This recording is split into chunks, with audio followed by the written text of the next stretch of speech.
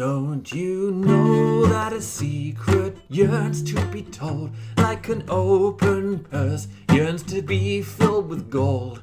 There's no price you can put on a soul. When it's gone for good.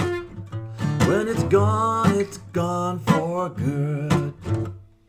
Arna and the pirates all at sea. Nancy awoke in a small cell in a jail on the hill outside the town. The last thing she remembered was seeing Arna and Billy in the boat before she'd been hit on the head and had passed out. Her leg ached awfully from the arrow wound, though she saw it had since been removed and treated. She looked around for possibilities to escape, but there was only the locked metal door and a tiny barred window that, from the sound of the waves outside, looked over the cliff down to the sea. "Hello, my beauty," the chief of the jail gloated through the slit on the door. "On your best behaviour, are ya?" He turned the key in the lock, and a guard came in, bearing a tray of some watery soup and stale bread. And the jailer came in behind him and leaned back against the wall. Nancy sprang forward to attack them both, but discovered that her leg was chained to the bed. "So fierce, so young. Yes, I admit it's quite a feather in my cap to have the famous one-eyed Nancy in my humble little jail. Everyone's talking about it all over town. I'm quite in demand these days. Everywhere I go, people ask me, is she beautiful? Is she dangerous? I say yes, and in my little jail. But not for long, alas." "What do you mean?" "Not 3 days from now, we are about to be honoured beyond honour by a visitation from His Most Glorious Fearsomeness, the King himself." "The King?" "Apparently, he's most eager to see you. Has a thing for pirates, apparently, especially those with one eye. Perhaps his tigers find them to be tasty. What would a humble jailer like me know? Anyway, I thought I'd give you that to think on. Have a lovely day, my dear." The King. Nancy's skin felt like it might creep off her own body and slink away. She set to work trying to prise the chain off her ankle, but she quickly saw that it wasn't work for fingers. She needed the key that the jailer wore around his belt. She was left alone all day, and the hours dragged like an anchor through the sand. The guard brought in her dinner, burned rice with some salty beans that hadn't been cooked for long enough, and then she was left alone to watch night fall and the stars pass by her little window. In the morning, a young cleaning girl came in and swept the cell, but kept her head down, trembling with fear, and wouldn't respond to anything that Nancy said. "Oh, just 2 days left now," the jailer said, coming in after breakfast had been brought in.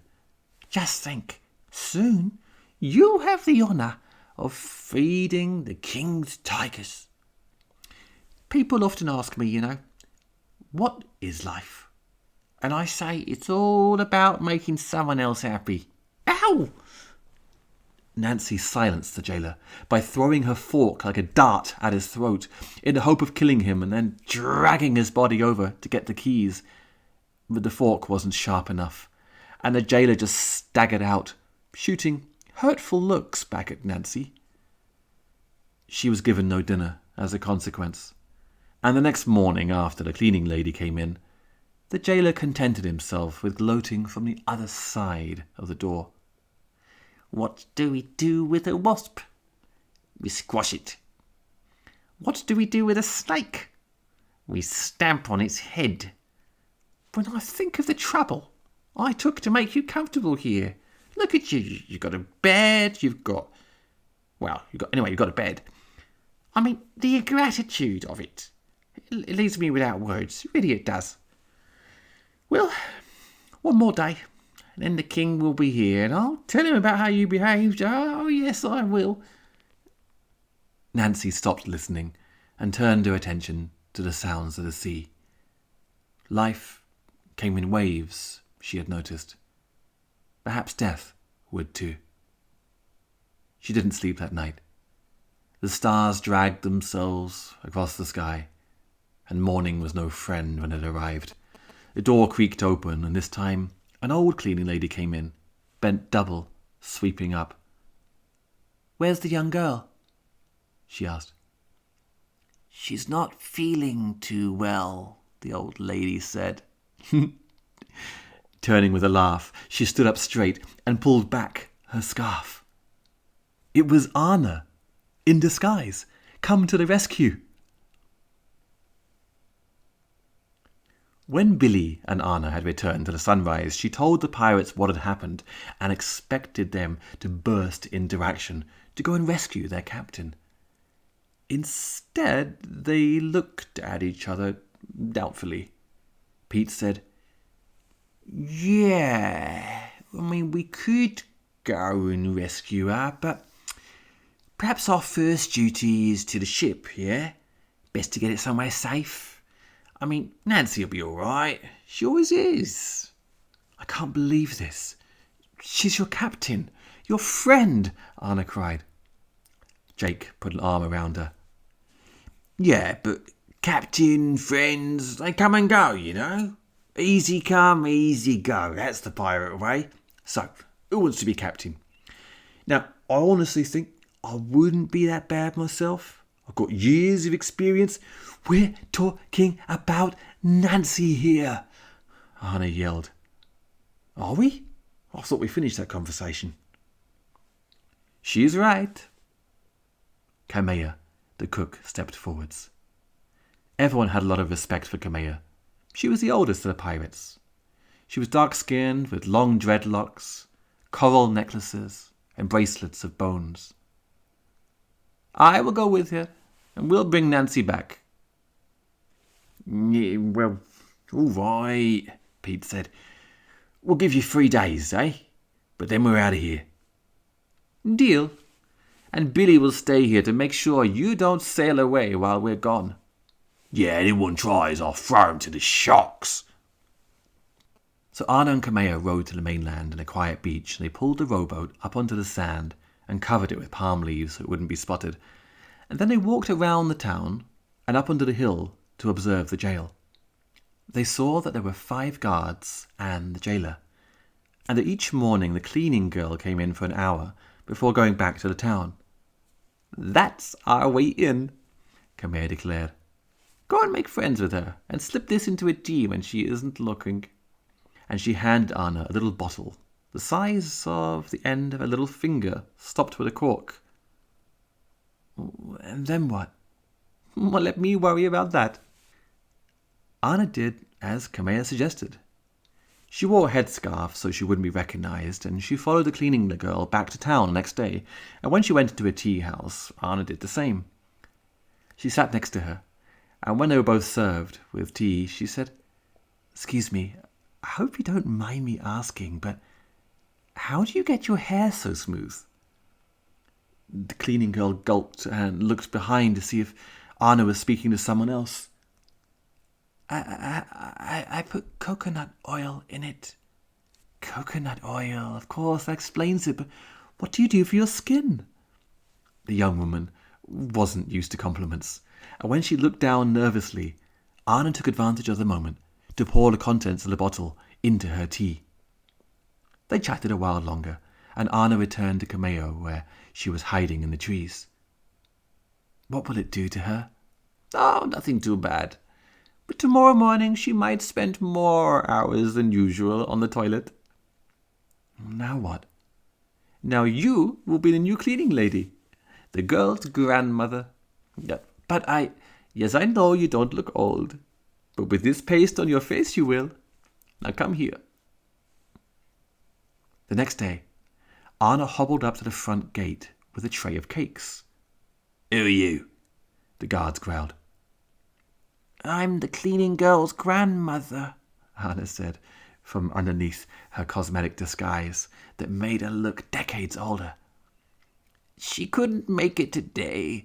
Something with her tummy. You know what those young girls eat. But I brought you some cakes." The guards let her in and grabbed at the cakes greedily. "Did I hear someone say cakes?" The jailer chuckled, stepping up and snatching the tray away from the guards. "Oh, yes, these will do nicely for breakfast." Then Arna made her way along to Nancy's cell and revealed her disguise. "So what now?" Nancy asked. "Well, I'll just go and get the keys." "What?" "Well, they should all be nicely asleep by now. If Kamea's sleeping potion worked, we put it into the cakes." And so it was that Nancy and Arna walked out of the jail past 5 sleeping guards and a snoring jailer, all of whom was soon to become tiger food when the king arrived the next day. But before the king arrived, someone else turned up at the jail that afternoon. Munching onions and looking around suspiciously, Ma Angie walked through the jail past the sleeping guards to find the cell empty. She'd heard about the capture of Nancy and guessed that she might give her a clue as to where Arna and the pearl might be. She bit her tongue until the blood came when she found the empty cell, but her eyes fell upon a palm leaf that had fallen from Arna's pocket onto the floor. If she wasn't very much mistaken, it was a map. A treasure map. And might that treasure not be the pearl itself? From out in the corridor, Ma Angie's guards put their hands on their swords and then relaxed as they realized the sounds coming from the cell weren't those of alarm, but of an old pearl dealer laughing hysterically.